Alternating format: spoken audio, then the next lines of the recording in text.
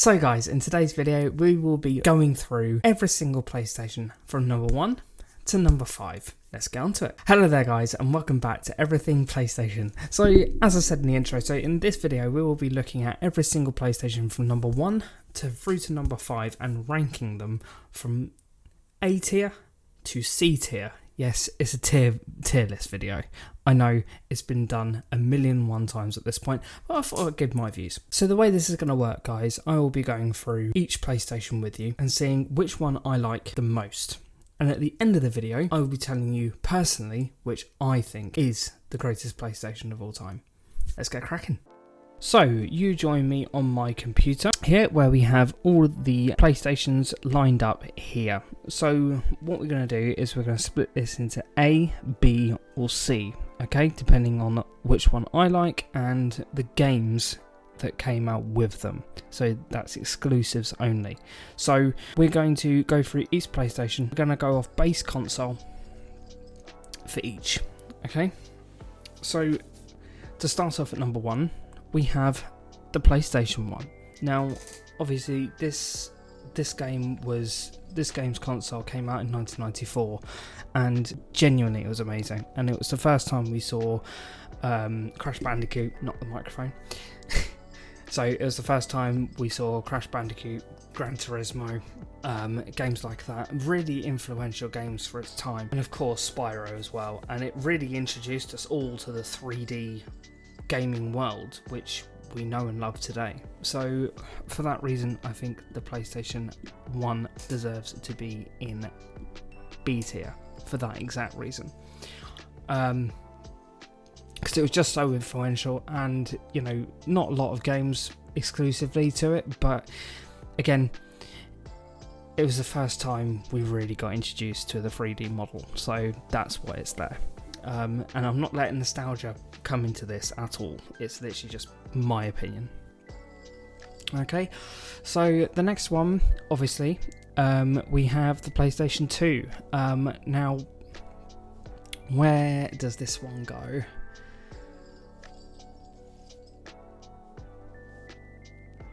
No, obviously I'm joking. The PlayStation 2 got released in the year 2000. So really this was my first console that I remember getting sort of when it came out, because when the PlayStation 1 got released I was only a couple of months old in 1994. So in the year 2000 I really remember the PlayStation 2 coming out, and it was such a good game console, and apparently everyone agreed, because worldwide, as of 2024, the PlayStation 2 sold 160 million units. Just insane, absolutely insane. And the exclusive games we got with it as well, it was jam packed with games. They included, you got God of War 1 and 2, you got Ratchet and Clank 1, 2 and 3. I could go on and on and on here. Crash Bandicoot was in there again, and just so many games that came out for the PlayStation 2 with its phenomenal success, like astronomical success.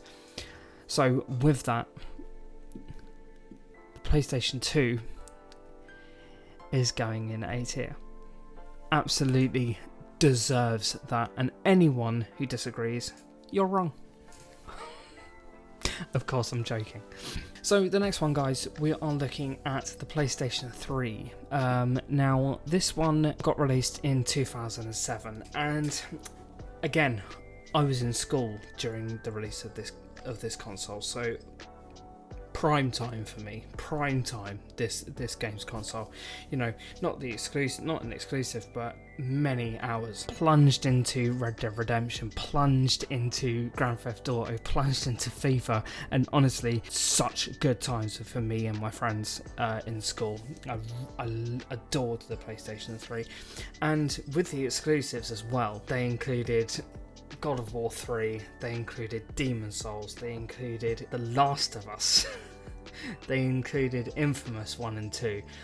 Just, again, so many games brought out for the PS3. I think for that reason alone, just for the games alone, this system has to go in A tier, along with the PlayStation 2. Again, these are my opinions. Based on my opinions alone, that is where the PS3 lies, and I had so much fun with the PlayStation 3. Honestly, fantastic system, and yeah, just loved it. Absolutely loved it. If you're wondering why I'm looking down, by the way, I'm looking at my computer. I've got a rudimentary system here with my computer here, so I'm looking at the tier list with you guys up here, and I've got my microphone here as well, which I've bought. Well, I haven't just bought this. I've had this for years. You'd probably see the marks all around it. I've had this for years, but I thought it was time to drag it out again and buy a new lead for it. I had to buy a new cable and a microphone stand. So that's why you can see it in front of me. And I keep looking down because my computer's here. I'm looking at the tier list.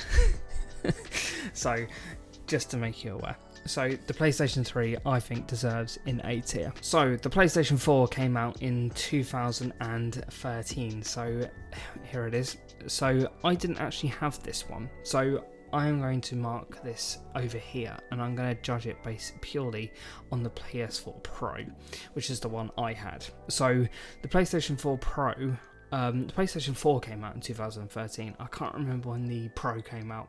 Let me know down in the comments below if you know. I don't know. I can't remember.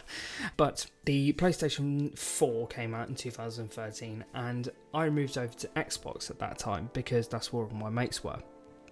You know, played Call of Duty and stuff like that, so I just moved on to the Xbox One. I bought the PlayStation 4 Pro because I wanted to try it. And so I'm mighty glad I did. I'm mighty glad that I did, because the PlayStation 4 Pro was just insane. It was absolutely insane. What a console that was. I had it for years. The titles that came out for this as well. You had Marvel Spider-Man. I mean, come on. Marvel Spider-Man, you had The Last of Us Part 2, you had Death Stranding, you had The Ghost of Tsushima right at the end of its life cycle. You had so many titles. I know the Ghost of Tsushima was pushed heavily for the PlayStation 5, but it was released on the PlayStation 4. That's where it got released. And honestly, an insane system, an absolutely insane system with such great games on it. I think, my opinion, it has to go. I'm judging it on the PlayStation 4 Pro. It has to go in A tier, along with its predecessors 2, 3, and 4. You noticed there's no C tier yet. Nothing's been in C tier. I think that's about to change. So, and don't worry about handhelds, by the way. I will go through handhelds in another video. So, click the like button down below if you want to see that. So, the PlayStation 5. Now, as we all know, this system came out in 2020, and I was there watching the state of play when it got announced, and it looked like a Wi-Fi router. We've all heard that story. It looked amazing. It looked absolutely amazing, and the games they were showing were brilliant.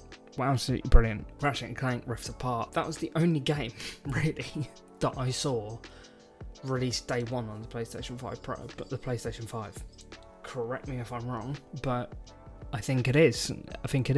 But the graphics, absolutely fantastic. But in regards to exclusives, and Gran Turismo 7. But apart from that, nothing really groundbreaking about the PlayStation 5. I mean, they said it was 4K, but it's not true 4K. It's upscaled to 4K, which isn't the same. And, you know, the DualSense controller is a masterpiece. Let's just say that. The controller is absolutely fantastic with its haptic controllers. But the system hasn't grabbed me, and I think that's because of the game selection.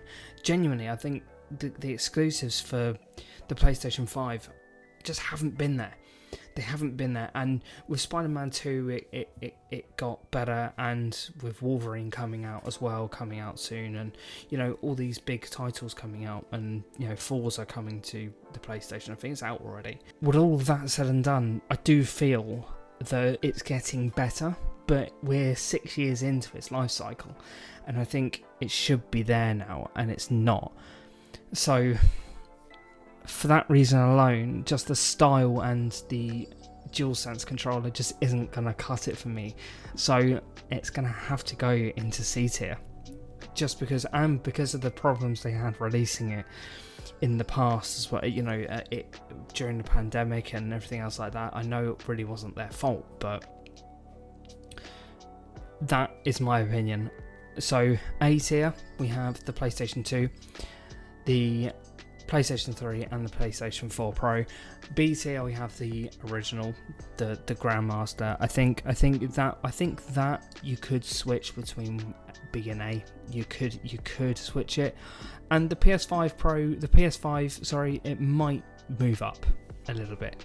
Depends what happens over the next few years before we get the PlayStation 6, but the PS6 has to be better in my opinion, and if it's not, we could start seeing decline because the exclusives just weren't enough, and I think Nintendo had better games all in all in this life cycle with the Switch and subsequently the Switch 2. I think they had a better go of it. But let me know what you guys think down in the comment section below. Do you think that my list is right? Is there any ones you would change? I would love to hear your thoughts.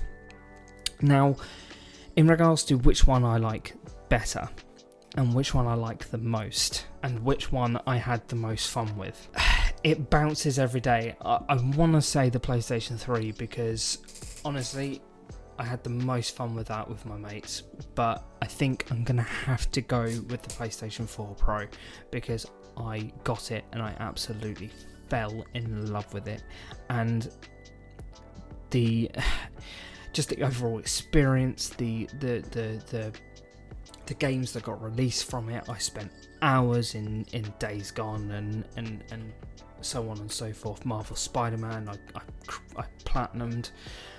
I spent every single hour on this system and I enjoyed the hell out of it. So yeah, that is my favourite console of all time from PlayStation. It has to be the PlayStation 4. So there we go, guys. That was my tier list. I hope you've enjoyed this video. Give it a like if you have. Leave me a comment down below to let me know what you think of this tier list and what your favourite PlayStation console is. Thank you so much for watching, you guys. You guys are the best, and I'll see you all in the next video.